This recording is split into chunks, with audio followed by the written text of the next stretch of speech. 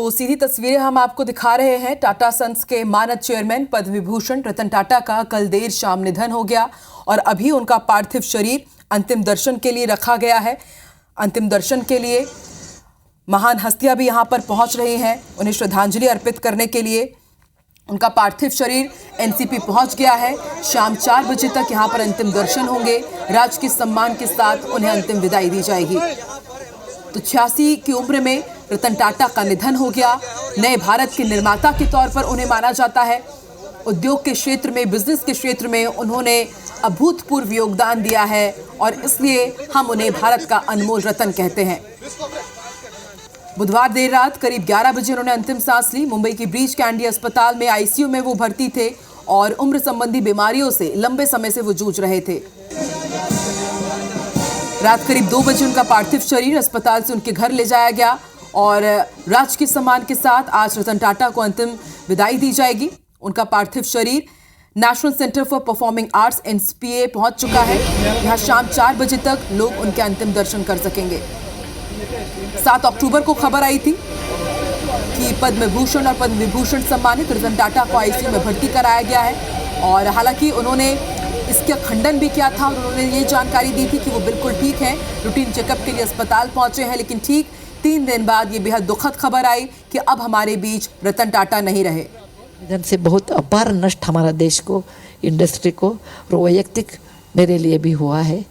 मैं भगवान से यही प्रार्थना करती हूँ उनके आत्मा को शांति दे। वो ज़रूर स्वर्ग में है, उधर वो सबको हमको आशीर्वाद दे, उधर से मैं बोलती हूँ। धन्यवाद।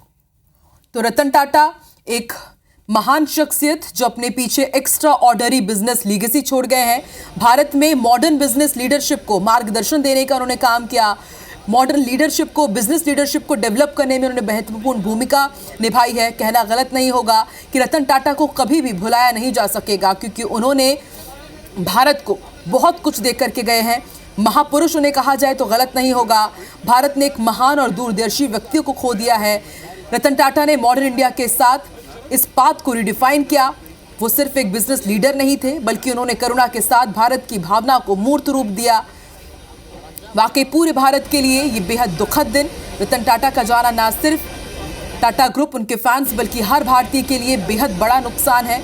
और अभी तमाम जितने भी उनके जानने वाले हैं, उनके पहचानने वाले हैं, सभी एनसीपीए पहुंच रहे हैं अंतिम दर्शन करने के लिए। रतन टाटा के पार्थिव शरीर को फिलहाल national centre for performing arts ले जाया गया है। पुलिस बैंड ने यहां उन्हें सम्मान दिया और शाम 4 बजे तक यहां पर अंतिम दर्शन कर सकेंगे और फिर राजकीय सम्मान के साथ उन्हें अंतिम विदाई दी जाएगी। पूर्व क्रिकेटर सचिन तेंदुलकर रतन टाटा के अंतिम दर्शन करने के लिए कोलाबा स्थित उनके घर पहुंचे हुए थे और महाराष्ट्र सरकार ने एक दिन की शोक की घोषणा की है। सभी सरकारी बिल्डिंग्स में राष्ट्रीय ध्वज आधा झुका रहेगा और आज कोई भी सांस्कृतिक मनोरंजन के कार्यक्रम नहीं होंगे। राजकीय सम्मान के साथ रतन टाटा का अंतिम संस्कार होगा। तो इस बात में कोई शक नहीं कि रतन टाटा ने टाटा ग्रुप को दुनिया का सबसे विश्वसनीय ब्रांडों में शुमार किया।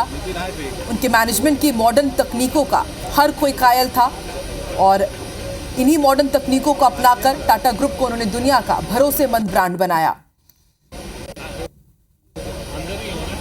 रतन टाटा को उनके व्यक्तिगत स्तर पर मॉरल वैल्यूज के लिए भी जाना जाता था और सही मायनों में रतन टाटा देश के उद्योग का प्रतिनिधित्व करते रहे।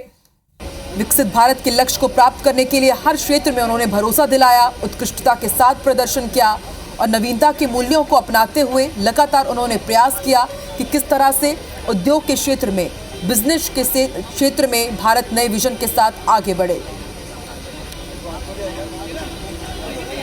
और न सिर्फ महाराष्ट्र बल्कि झारखंड में भी एक दिन का शोक रखा गया है। सबसे पहले कल देर रात उनके पार्थिव शरीर को कोलाबा स्थित उनके घर ले जाया गया। फिर आज अभी उनके शव को एनसीपीए में रखा गया है जहां पर सभी लोग पहुंचकर उनका अंतिम दर्शन कर रहे हैं, उन्हें श्रद्धांजलि अर्पित कर रहे हैं।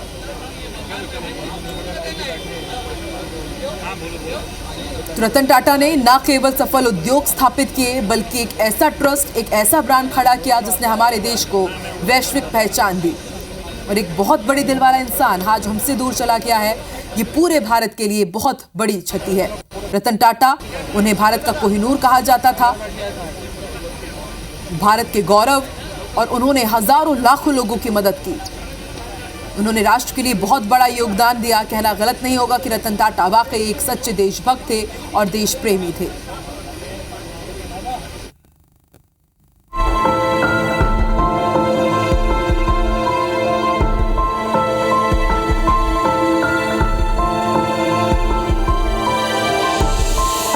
टाटा ग्रुप के संस्थापक जमशेदजी टाटा के परपौत्र रतन टाटा का जन्म 28 दिसंबर 1937 को बॉम्बे शहर में हुआ था।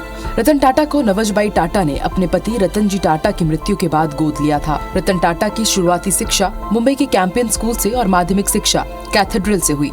इसके बाद उन्होंने जॉन केनॉन कॉलेज से वास्तुकला में बीएससी की, फिर कार्नेल यूनिवर्सिटी से इंजीनियरिंग और हार्वर्ड बिजनेस स्कूल से एडवांस मैनेजमेंट प्रोग्राम किया। रतन टाटा साल 1991 से लेकर साल 2012 तक टाटा ग्रुप के अध्यक्ष रहे। 28 दिसंबर साल 2012 को उन्होंने टाटा ग्रुप के अध्यक्ष पद को छोड़ दिया, लेकिन अक्टूबर साल 2016 से फरवरी 2017 तक अंतरिम चेयरमैन बने। रतन टाटा को साल 2000 में पद्म भूषण और साल 2008 में पद्म विभूषण से सम्मानित किया गया था। उनके नेतृत्व में टाटा ग्रुप ने नई ऊंचाइयों को हासिल किया। टाटा ग्रुप ने एयर इंडिया को अपने एम्पायर में शामिल किया, luxury car brand land rover और जगुआर को भी अपने पोर्टफोलियो में जोड़ा। रतन टाटा कारोबार जगत और समाज सेवा दोनों क्षेत्रों में मिसाल रहे। कोरोना महामारी के दौरान उन्होंने पीएम केयर्स फंड में 500 करोड़ की बड़ी राशि दान दी थी। इसके अलावा भी वो कई तरह के सामाजिक कार्यों में बढ़ चढ़कर भागीदारी करते रहे। उन्होंने अपनी विरासत के तौर पर 33.7 ट्रिलियन रुपए का साम्राज्य छोड़ा है। रतन टाटा भारतीय कारोबार जगत के लिए हमेशा प्रेरणा स्रोत रहेंगे।